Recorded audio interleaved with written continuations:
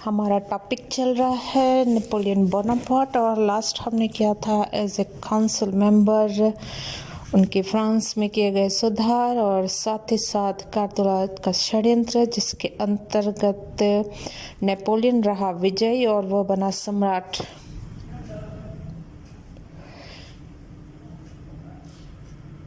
Last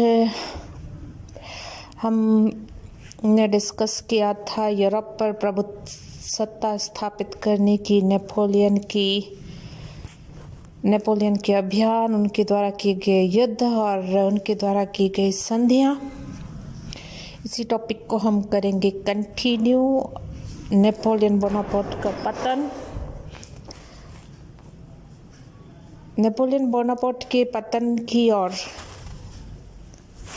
कदम के रूप में रही उनकी महाद्वीपीय योजना। Continental system. यूरोप की प्रभुता प्राप्त करने के लिए इंग्लैंड को पराजित करना आवश्यक। इंग्लैंड चारों तरफ से समुद्र से घिरा हुआ और उसके पास अजेय सामुद्रिक बेड़ा। फ्रांसीसी बेड़े और सेनाओं द्वारा इंग्लैंड को नहीं हराया जा सकता था, किंतु नेपोलियन का विश्वास था कि अप्रत्यक्ष रूप से उसे पराजित अवश्य किया जा सकता है। अतः नेपोलियन ने इंग्लैंड को झुकाने के लिए एक नई नीति का प्रयोग किया, जिससे व्यापार बहिष्कार नीति अथवा महाद्वीपीय प्रणाली या महाद्वीपीय नाकेबंदी कहा जाता है। नेपोलियन जानता था कि इंग्लैंड की शक्ति का स्रोत उसका व्यापार है।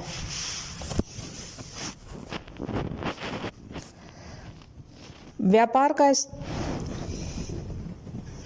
स्रोत है उसके उपनिवेश, जहां से उसको कच्चा माल मिलता है और उसका तैयार माल बिकता है। यदि संबंध का विच्छेद कर दिया जाए, अर्थात किसी प्रकार उसका व्यापार वाणिज्य रोक दिया जाए, तो बनियों का वह देश अपने आप संधि की याचना करेगा। अतः नेपोलियन ने यह निश्चय किया कि इंग्लैंड में बना कोई भी माल यूरोप के बाजार तक न पहुंच पाए, अर्थात इंग्लैंड को सामुद्रिक तटों पर पराजित किया जाए। 21 नवंबर 1806 को नेपोलियन ने बर्लिन से एक आदेश जारी किया, जो बर्लिन आदेश के नाम से प्रसिद्ध है। इसके द्वारा ब्रिटिश द्वीप समूह का व्यापार निषिद्ध कर दिया गया। यूरोप के सभी बंदरगाह इंग्लैंड के जहाजों के लिए बंद कर दिए गए और आदेश का उल्लंघन करके इंग्लैंड से आने वाले जहाजों को माल सहित जब्त कर लेने को कहा गया।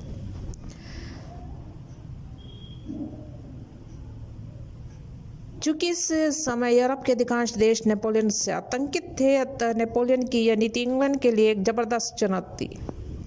लेकिन इंग्लैंड इससे विचलित नहीं। उसने इसका उत्तर ऑर्डर्स एंड काउंसिल करके दिया। उसने नेपोलियन के उपयुक्त आदेश को मानने वाले देशों के बंदरगाहों की नाकेबंदी करके उनके जहाजों को जब्त करने तथा उसके साथ व्यापार बंद करने की चेतावनी दे डाली।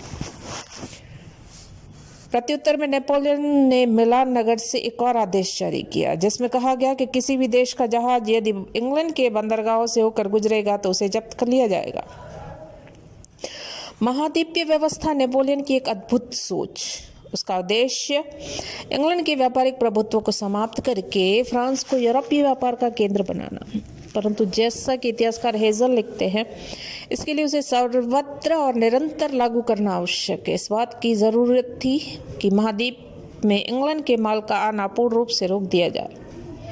कोई भी ऐसा मार्ग न रहे जहां होकर यूरोप में उसका प्रवेश हो सके। इंग्लैंड तभी हथियार डाल सकता है जबकि उसके लिए सभी बाजार बंद हो जाए। इस तथ्य से नेपोलियन भली भांति परिचित, और यही कारण रहा कि उसने कदम कदम पर उसकी नीति और कार्य इससे प्रभावित रहे।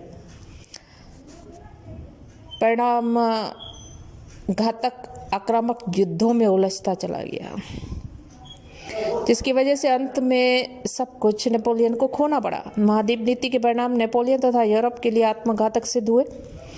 इंग्लैंड की सशक्त जल सेना ने यूरोपीय देशों के समुद्री तटों की इतनी सख्त नाकेबंदी कर दी कि यूरोपीय देशों का अपने उपनिवेशों से संबंध ही विच्छेद हो गया और माल का आना जाना बंद।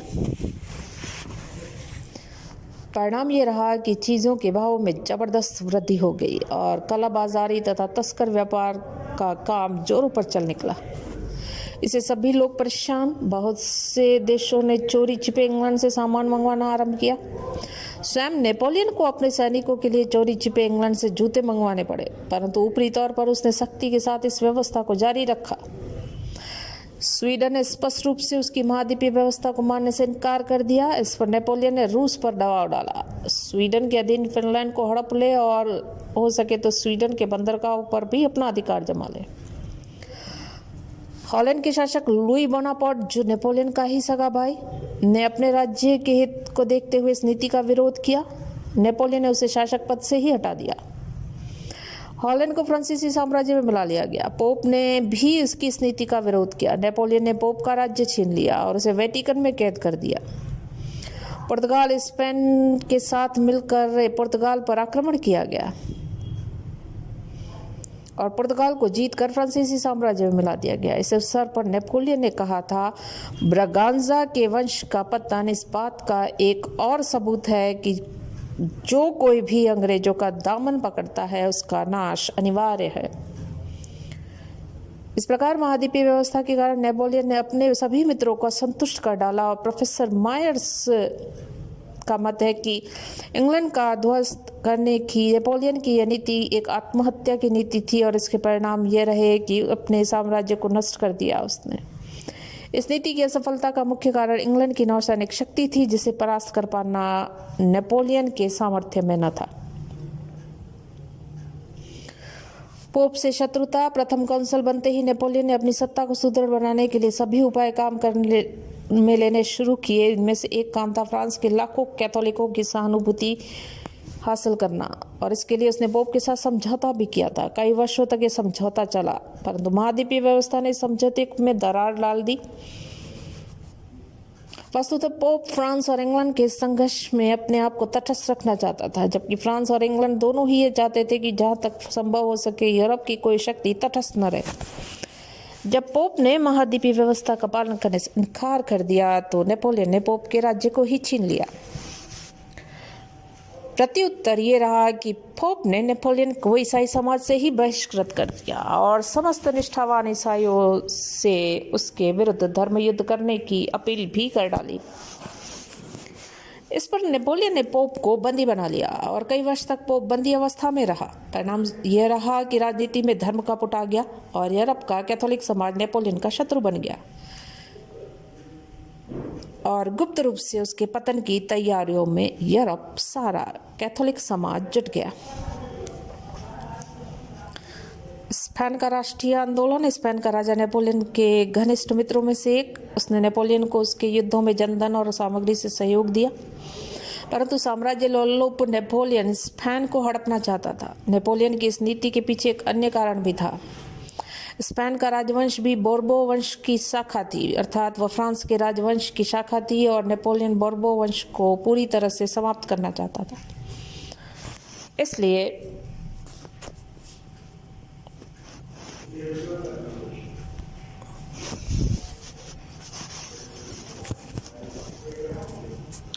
इसलिए उसने स्पेन के बोर्बो राजवंश को समाप्त करने का निश्चय किया और परिस्थितियां भी उसके अनुकूल। स्पेन का राजा चार्ल्स चतुर्थ एक अयोग्य व्यक्ति, उसकी रानी अनैतिकता में डूबी हुई, शासन की बागडोर रानी के प्रेमी गोधा के हाथों में।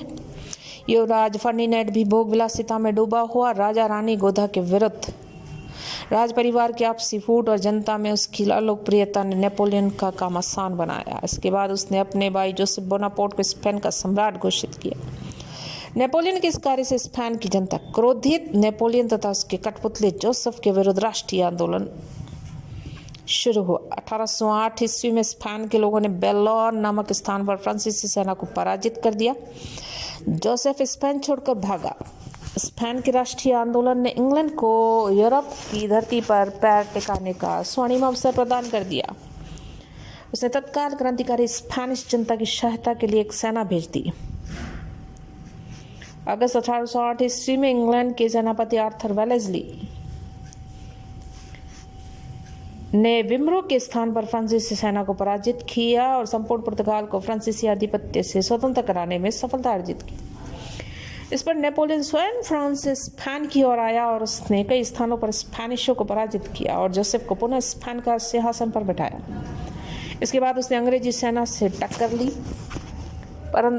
टैंकर लेने के लिए उसने सोचा। इसी समय ऑस्ट्रिया ने एक बार फिर फ्रांस के विरुद्ध युद्ध की घोषणा कर दिया था। नेपोलियन सेना का उत्तरदायित्व तो मार्शल शार्ट को सौंपकर स्वयं फ्रांस लौट आया। अंग्रेज सेनापति मूर ने कोरोना नामक स्थान पर मार्शल शार्ट को बुरी तरह से पराजित किया। इसी समय वालेस्ली ने टलवेरा नामक स्थान पर एक अन्य फ्रांसीसी सेना को पराजित किया। इन घटनाओं से स्पेन के राष्ट्रीय आंदोलन को और अधिक बल मिला। नेपोलियन ने जनरल मैसीना के नेतृत्व में एक नई सेना भेजी, परंतु इसको भी वेलेस्ली के हाथों पराजित होना पड़ा। फिर भी मैसीना मैदान में डटा रहा। वेलेस्ली उसे स्पेन खदेड़ने में कामयाब न हो पाया और इस प्रकार स्पेन को हड़प कर नेपोलियन ने एक भयंकर गलती की। उसने स्पेन जैसे मित्र को कट्टर शत्रु बना लिया और स्पेन के राष्ट्रीय आंदोलन को कुचलने के लिए उसे एक बहुत बड़ी सेना स्पेन में रखने के लिए विवश होना पड़ा। प्रबल शत्रु इंग्लैंड को यूरोपीय महाद्वीप में घुसने तथा स्थल युद्धों में फ्रांसीसी सेना को पराजित करने का उसने अवसर दे दिया, क्योंकि उसे स्पेनिश जनता का पूरा सहयोग भी उपलब्ध हो गया। इसलिए प्राय ये कहा जाता है कि स्पेन नेपोलियन के लिए एक जहरीला फोड़ा सिद्ध हुआ। काफ़ी समय बाद स्वयं नेपोलियन ने स्वीकार किया था कि स्पेन का मामला ही मेरे नाश का मुख्य कारण बना। मैं मानता हूँ कि स्पेन के संबंध में मैंने बहुत ही बुरे ढंग से आचरण किया। नेक्स्ट उसका है मॉस्को अभियान। नेपोलियन की महाद्वीपीय व्यवस्था ने रूस को भी फ्रांस का शत्रु बना दिया। इसके अलावा कुछ अन्य कारण थे जिनकी वजह से दोनों के बीच मैत्री टूटी। पहला कारण था रूस के सामंतों का फ्रांस के प्रति विरोध। फ्रांसीसी क्रांति ने उस देश के सामंतों को विशेष अधिकारों और जागीरों से वंचित किया और दीनहीन बना दिया। इससे रूसी सामंत बड़ी ठेस पहुंची। अपने राजा पर फ्रांस विरोधी नीति अपनाने पर निरंतर दबाव डाला और महाद्वीपीय व्यवस्था के कारण रूसी सामंतों को भी इंग्लैंड से आमोद प्रमोद तथा भोग विलासिता का सामान प्राप्त होना में कठिनाई महसूस होने लगी। दूसरा कारण था रूस का जार अलेक्जेंडर। उसे नेपोलियन की मैत्री से भी कुछ लाभ मिलना था, वह मिल चुका था। उसने फिनलैंड और डेन्यूब का क्षेत्र ले लिया था। अब और अधिक लाभ की आशा न थी, क्योंकि नेपोलियन ने रूस को कुस्तुनतुनिया न देने का फैसला कर लिया था। अलेक्जेंडर को यह भय था कि कहीं नेपोलियन पोलैंड के राज्य का पुनरुद्धार न करे। इस स्थिति में उसे भी पोलैंड के अपने प्रदेशों से हाथ धोना पड़ सकता है। तनाव पैदा होने का मुख्य कारण था महाद्वीपीय व्यवस्था।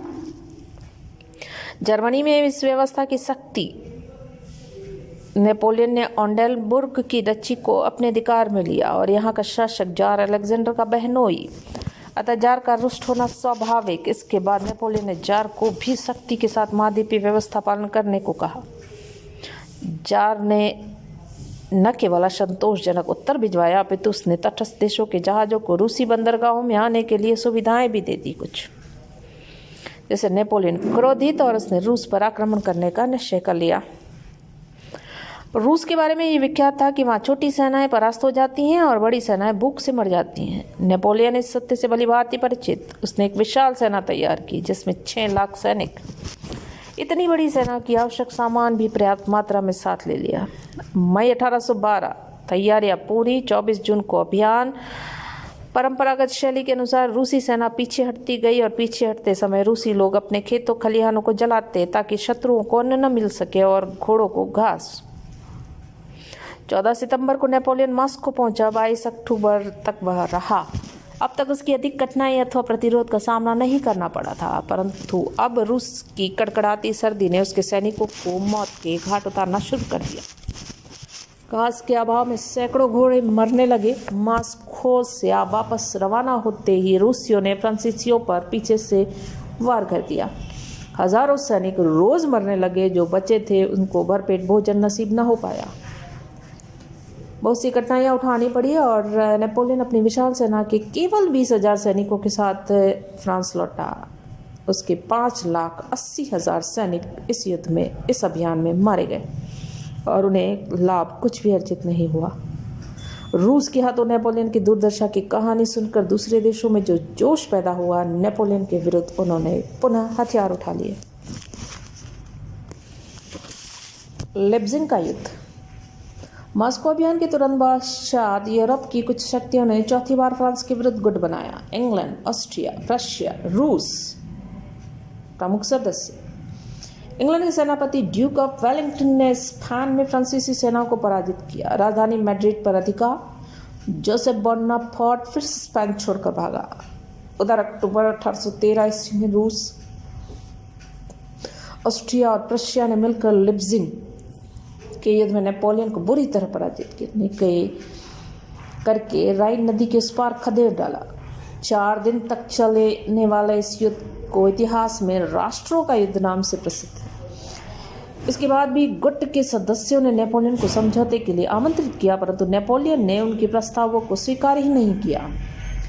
तब रूस और प्रशिया की सेनाओं ने पेरिस में घुस गई और नेपोलियन को बंदी बना लिया। उसे सिंहासन से हटा दिया गया और एल्बा द्वीप में रहने के लिए भेज दिया गया। उसकी सम्राट की पदवी को कायम रखा गया और एल्बा द्वीप पर स्वतंत्र शासन करने को सौंप दिया गया।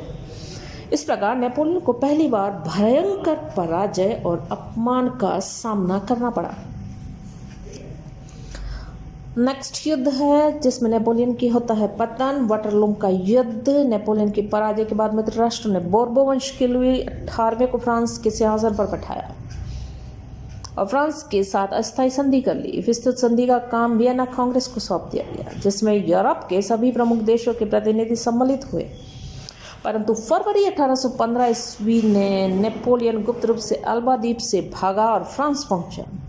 सैनिकों और पेरिस की जनता ने उसका शानदार स्वागत किया। लुई 18वां जल्दी से फ्रांस छोड़कर बेल्जियम की ओर भाग निकला। नेपोलियन पुनः फ्रांस का सम्राट बन गया और मित्र राष्ट्र ने तत्काल उसके विरुद्ध युद्ध छेड़ दिया। वेलिंगटन अपनी सेना के साथ प्रशियन सेनापति ब्लूचर से मिलने के लिए चल निकला। ऑस्ट्रियन सेना भी राइन की तरफ बढ़ने लगी और नेपोलियन ने अपने शत्रुओं को आपस में मिलने से पहले ही अलग अलग पराजित करने की योजना बनाई। सर्वप्रथम उसने ब्लूचर को बुरी तरह से पराजित किया। उधर उसके सेनापति ने वेलिंगटन को रोकने का सफल प्रयास। अंत में 18 जून 1815 के दिन वाटरलू के मैदान में नेपोलियन और वेलिंगटन के मध्य हुआ घमासान युद्ध। दोपहर के बाद वेलिंगटन की सेना पस्त, लेकिन ठीक समय पर प्रशियन सेनापति ब्लूचर अपनी सेना सहित युद्ध मैदान पर जा पहुंचा, जिसने युद्ध का पासा ही पलट दिया। अब नेपोलियन की सेना के पैर उखड़ गए और परास्त हो गई। नेपोलियन वहां से पेरिस भाग गया, परंतु इस बार पेरिस की जनता ने उसका साथ नहीं दिया। नेपोलियन ने अमेरिका भागने की योजना बनाई, परंतु वह अंग्रेजों के हाथ पड़ गया और अंग्रेजों ने उसे सेंट हेलेना के द्वीप में बंदी बनाकर रखा, जहां 6 वर्ष के बाद 1821 में आधुनिक संसार के इस महान विजेता तथा रणकुशल सेनानायक की मृत्यु हो गई और उसी के साथ समाप्त हुआ फ्रांस की क्रांति का एक अध्याय।